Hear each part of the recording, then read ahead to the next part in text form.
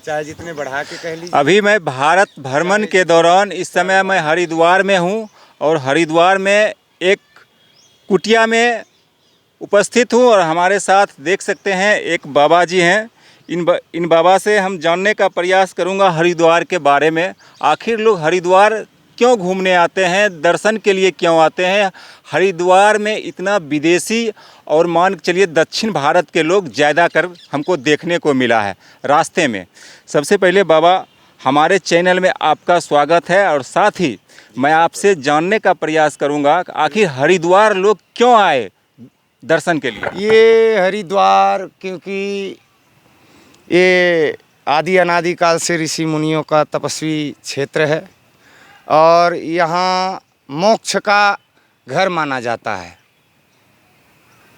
यहाँ इसीलिए दूर दूर से लोग यहाँ दर्शन मेला करने के लिए आते हैं, अपने मन को, अपने जीवन को सफल करने के लिए। ये मोक्ष का मार्ग है, मोक्ष का रास्ता है, मोक्ष का घर है, हरि का दरबार। इसलिए यहाँ दूर दूर से लोग देश विदेश से घूमने के लिए, यात्रा करने के लिए यहाँ आते हैं प्रभु। और ये दुनिया जगत भवसागर तो देखो, हम तो संत हैं, संत का सब है और सब संत का है, ऐसे कहते हैं महापुरुष जन। तो हम तो इस विषय में यही कह सकते हैं आपसे कि हमारे पास सभी प्रकार के बच्चे आते हैं, छोटे बड़े बूढ़े, माँ बहन बेटी सभी तरह के आ जाते हैं। हम किसी को भगाते नहीं, किसी को डांटते नहीं, उल्टा सीधा नहीं बोलते हैं। ये सब हमारे को अच्छा नहीं लगता, क्योंकि किसी का अपमान करना सरल है, लेकिन किसी का दिल को खुश करना बहुत कठिन है।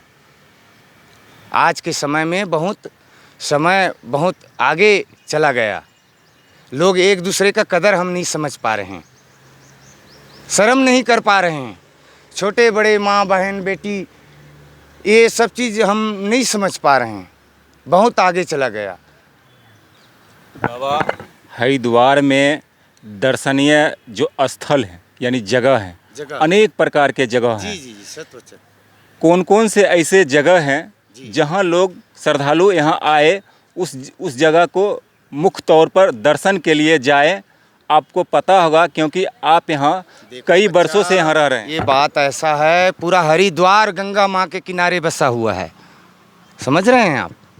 हरिद्वार का कोई भी कोना, कोई भी हिस्सा, कोई भी ऐसा जगह नहीं है, आप कहीं भी रहो यहाँ सब एक ही जैसा है, कोई फर्क नहीं है इसमें।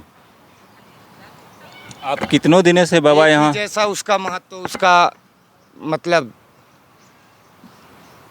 कृपा सबके ऊपर एक समान है, ऐसा नहीं छोटा बड़ा, वो कर्म के ऊपर है। आप कब से यहाँ? अपनी 14-15 साल हो गए बेटे मुझे तो इस नगरी में। हाँ, वैसे तो मैं बालकपन का संत हूँ, 14-15 साल से मैं रेगुलर यहाँ हूँ।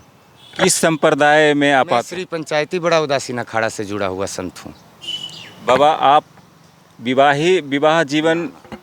मैंने विवाह नहीं किया, मैंने अपने घर नहीं बसाए, और जो है मैं अपना जीवन जो है बहुत आनंद पूर्वक से मैं अपना जी रहा हूँ भगवान के ध्यान भजन में।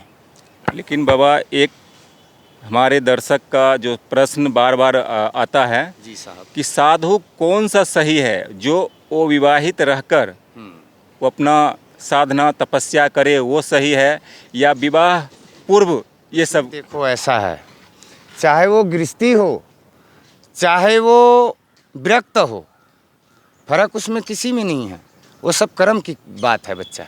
हाँ, वो तो कर्म से ही पहचान होता है आदमी का।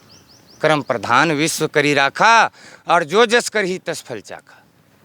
कर्म प्रधान होती है, इसमें शकल नहीं देखी जाएगी, इसमें संप्रदाय नहीं देखी जाएगी, इसमें छोटा बड़ा नहीं देखा जाएगा, इसमें कर्म को देखा जाएगा।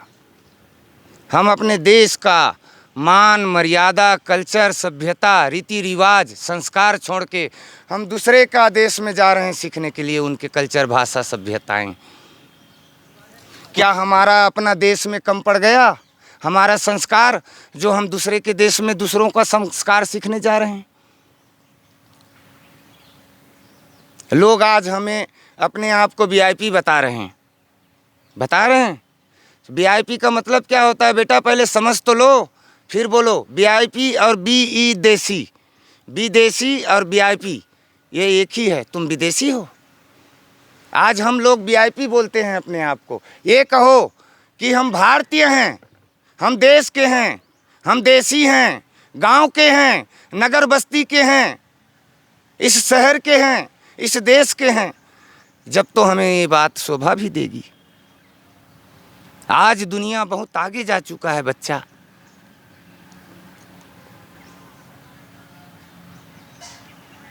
ये दुनिया के बारे में हम क्या कह सकते हैं, हम तो अपने बारे में ही कह सकते हैं। बालकों, आपको, भाइयों, सीतारामों, ये दुनिया का भावसागर भावों से भरा है। अन्य प्रकार के हम सब भाव रखने वाले जीव हैं। बाबा आप तो ये भावों से भरा है बेटा। मांस की बात रही, खाना कहीं भी सदगुरु ने ये नहीं लिखा कि तुम्हें ना खाओ।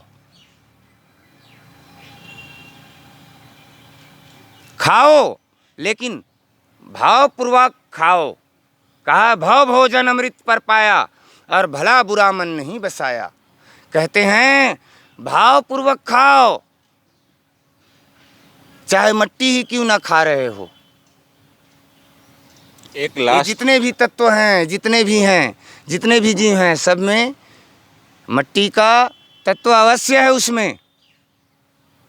ये शरीर जो बनी हुई हैं, ये 5 तत्वों से बनी हुई है।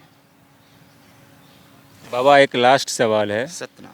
कुछ साधुओं के कारण हमारे सनातन धर्म को जो बदनाम किया जा रहा है, यानी कुछ साधु ऐसे हैं जो देखो गलत बच्चों, काम कर बैठे देखो हैं, बच्चों, जिससे हमारे साधु समाज देखो बदनाम हो बच्चों, रहा है।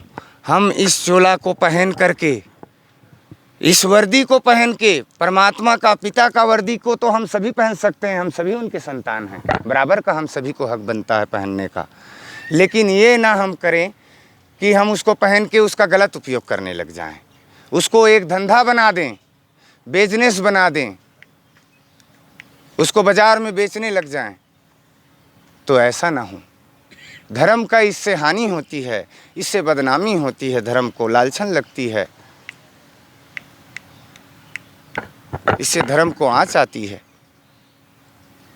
धर्म को, बड़े बूढ़ों को, आने वाले हमारे जो संस्कार है वो क्या सीखेंगे, हमारे नए भविष्य क्या सीखेगा हमसे,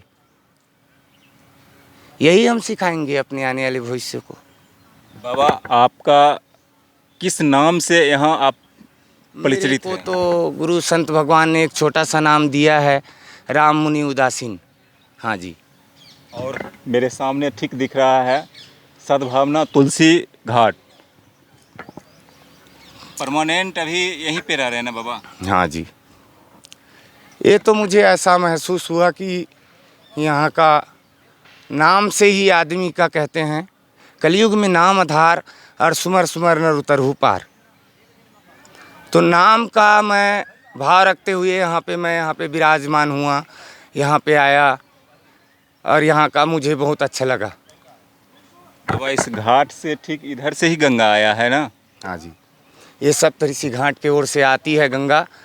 7 ऋषियों ने यहाँ पे तपस्या की है, ऋषि मुनियों ने, महापुरुषों ने हमें बताए, जो हमारे बड़े बूढ़े हैं, दादा परदादा हैं, उन लोगों ने भी आए यहाँ 1-2 बार, आते रहते हैं वो लोग सब, संत भगवान उदासीन परिवार से। ठीक, धन्यवाद बाबा।